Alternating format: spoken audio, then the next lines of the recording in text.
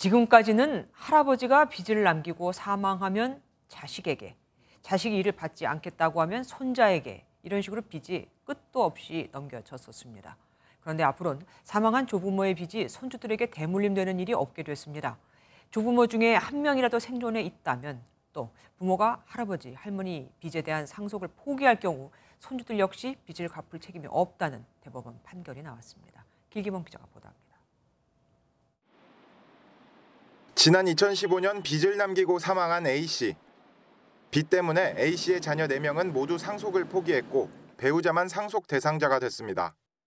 그런데 채권자는 A씨가 사망하자 법원에 승계 집행문 부여를 신청했는데 여기에는 배우자뿐 아니라 A씨의 미성년자 손자녀들도 포함됐습니다.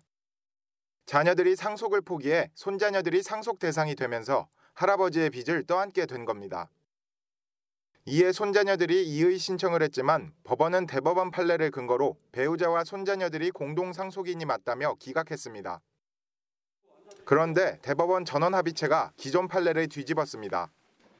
민법은 상속을 포기한 경우 다른 상속인에게 귀속된다고 정하고 있는데 자녀가 모두 상속을 포기했다면 배우자에게 귀속된다고 봐야 한다며 배우자만 단독 상속인으로 인정한 겁니다.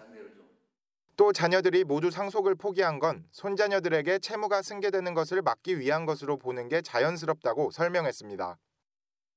자녀 전부가 상속을 포기하였다는 이유로 피상속인의 배우자와 손자녀가 공동 상속인이 된다고 하는 것은 당사자들의 기대나 의사에 반하고 사회 일반의 법 감정에도 반합니다. 8년 만에 기존 판례가 바뀌면서 앞으로 상속 채무와 관련된 재판에 큰 영향이 있을 것으로 보입니다. MBN 뉴스 길기범입니다. 안녕하세요. 김주하입니다. 공정하고 신속한 MBN 뉴스, 유튜브를 통해서도 만나보실 수 있습니다. 특히 더 많은 뉴스와 라이브를 보고 싶으시다면 오른쪽을 눌러서 구독하시면 됩니다. 어렵지 않죠? 빠르고 정확한 뉴스로 계속 찾아뵙겠습니다. MBN 뉴스를 시청해 주신 여러분 고맙습니다.